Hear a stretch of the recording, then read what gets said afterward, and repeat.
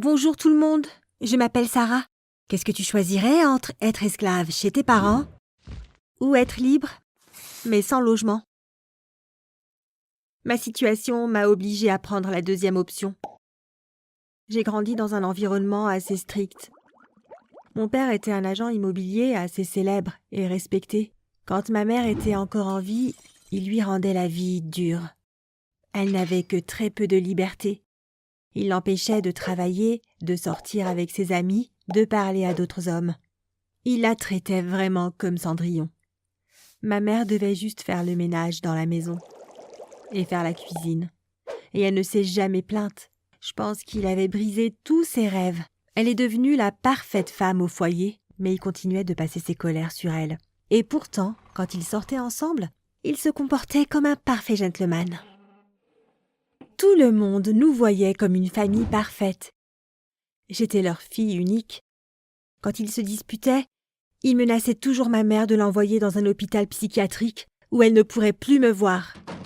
J'ai pris des cours de chant et de guitare très jeune, car la musique m'aidait à oublier mon père et la réalité.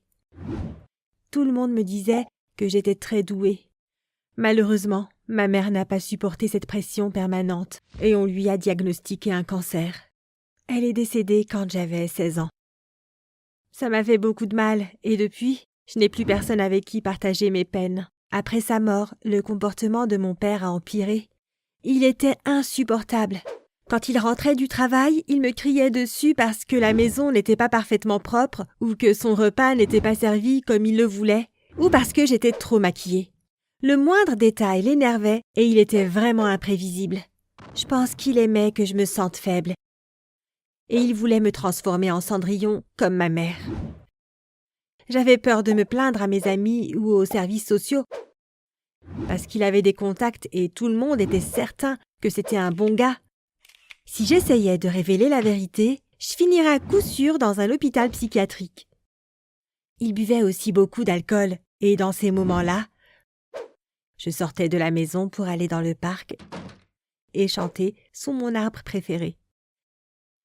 J'ai même commencé à écrire mes propres chansons. Mon père voyait la musique comme un loisir stupide et ne voulait même pas entendre parler d'une école des arts du spectacle. Il m'a dit que je devais faire ce qu'il me disait de faire, vu que je vivais sous son toit. J'étais tout le temps stressée et déprimée. Un jour, j'ai décidé de changer. Il est rentré du travail très tôt et il m'a entendu chanter dans ma chambre. Il est monté. Il m'a crié que mes chansons débiles lui donnaient des migraines. Il a arraché mes partitions et m'a retiré ma guitare des mains. Il l'a prise et l'a rangée dans un placard fermé à clé dans son bureau. Il m'a dit qu'il me la rendrait un jour, quand je me comporterai mieux et que je le rendrai fier. Et sur ce, il m'a demandé d'aller nettoyer toute la maison. Ce soir-là, j'ai décidé de ne pas me disputer avec lui. Ça ne servait à rien. J'ai compris qu'il ne changerait jamais. Mais c'était trop pour moi. Quand il a pris ma guitare, j'ai su qu'il était temps de partir. Il avait pris tout ce que ma mère m'avait donné. Mais j'avais réussi à mettre un peu d'argent de côté. J'ai fait mon sac après le repas. Je me suis faufilée dans son bureau pour récupérer ma guitare et je lui ai laissé un message d'au revoir qui disait « On est mieux séparés » et je suis partie. Une fois à la gare routière, j'ai acheté un billet au hasard. La vie d'adulte avait commencé. J'imaginais toujours ce jour avec peur et pourtant, je me sentais soulagée. C'était dur de tout recommencer dans une nouvelle ville. J'ai vite dépensé tout mon argent et je ne trouvais pas de logement. Personne ne voulait m'embaucher. Je squattais dans un immeuble en construction. Le soir, je me couvrais de vieux journaux pour dormir et le jour, je chantais dans la rue. Certaines personnes jetaient de l'argent dans mon chapeau et cela me permettait de manger. Un jour, je chantais une chanson très triste sur mes problèmes familiaux. Je l'ai écrite en hommage à ma mère. Et j'ai remarqué que je pleurais en même temps que je chantais. Un couple de personnes âgées, André et Josiane, me regardaient sur le côté. Ils avaient l'air très émus par ma chanson. Ils m'ont donné de l'argent et m'ont dit qu'ils avaient beaucoup aimé ma chanson et ma voix. On a parlé un peu et ils m'ont demandé comment j'avais fini dans la rue.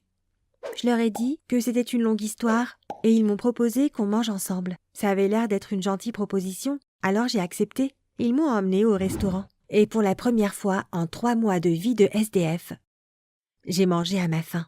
André et Josiane me regardaient pleins d'empathie. Je n'avais jamais été entourée avec tant d'amour et d'attention. Alors, je leur ai raconté mon enfance, y compris les détails tristes et malheureux de mon enfance. Quand Josiane a appris le comportement qu'avait mon père, elle s'est énervée et elle a même commencé à pleurer. Elle est allée aux toilettes pour se rafraîchir le visage.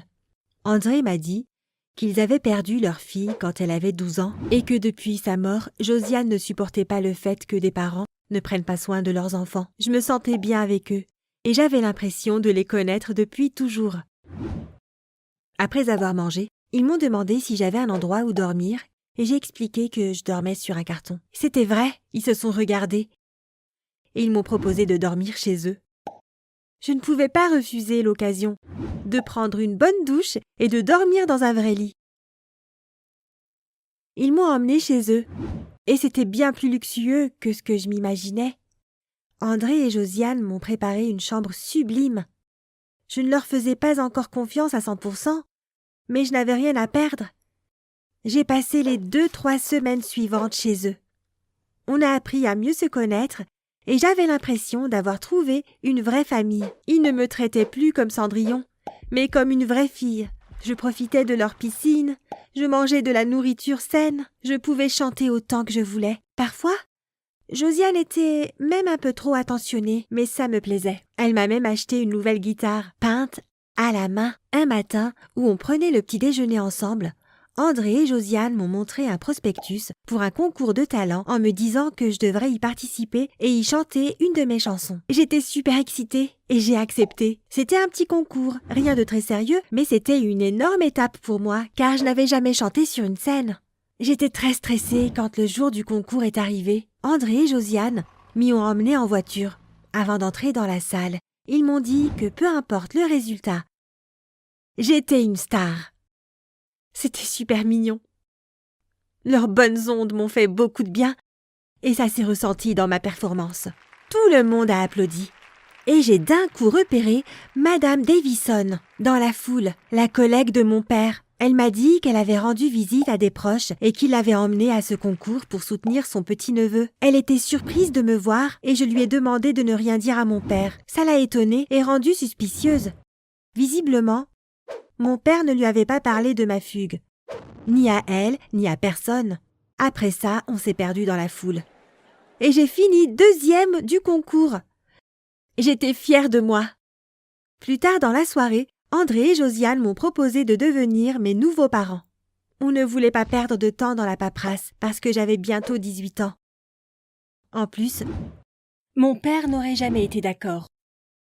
Je me sentais vraiment chanceuse. Mais alors que je pensais que le pire était derrière moi, mon père est arrivé.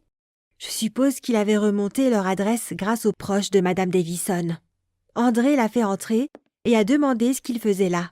Et mon père a commencé à les accuser d'avoir kidnappé sa fille. Il criait qu'il ne laisserait plus jamais une telle chose se produire, qu'il irait voir la police. Mais il voulait juste de l'argent. André et Josiane étaient bien plus riches que mon père. Ma petite personne ou mon confort lui importait peu. Il voulait juste s'affirmer et de l'argent. Josiane était sous le choc. Elle a apporté du thé et elle lui a demandé de s'asseoir et de se calmer. Elle voulait faire appel à son empathie. Elle lui a dit que sa fille dormait sur un carton avant eux. Mais ça ne lui a rien fait. Ça l'a encore plus énervé. Et il leur a demandé quel genre de pervers ils étaient pour accueillir des enfants sans abri et leur faire on ne sait quoi. J'étais cachée derrière la porte pendant tout ce temps-là. J'ai commencé à filmer la discussion pour avoir la preuve qu'il faisait du chantage à André et Josiane. Je suis entrée dans la pièce une fois ces menaces finies. Il avait l'air un peu perdu. Je lui ai montré mon téléphone et je lui ai donné le choix. Soit il disparaissait de ma vie pour toujours, soit j'envoyais cette vidéo à tous ses amis. Il a essayé de m'arracher mon téléphone, mais André s'est mis entre nous deux. Mon père avait perdu et il commençait à le comprendre. Il a repoussé André. Il a poussé toutes les tasses de thé par terre et il a quitté la pièce, en claquant la porte en guise d'au revoir. Je n'ai pas eu de nouvelles de lui depuis. J'ai eu 18 ans et j'ai été acceptée dans une école de musique. Je n'ai même pas eu besoin de prendre un prêt pour la payer, parce que j'ai obtenu une bourse et qu'André et Josiane ont payé le reste. Ils avaient déjà prévu un budget pour les études de leur fille et ils n'avaient pas touché à cet argent depuis des années, tellement ça leur faisait mal. Ils m'ont dit que mon futur était la meilleure des raisons de dépenser cet argent. J'ai appris à jouer de nouveaux instruments et mes profs m'aident à mieux chanter. Je me suis fait de nouveaux amis et on a formé un groupe. Pour le moment, on répète juste dans mon garage, mais on a de grandes ambitions. Et d'ailleurs, j'ai toujours la vidéo de mon père au cas où. Mais je ne pense pas le revoir.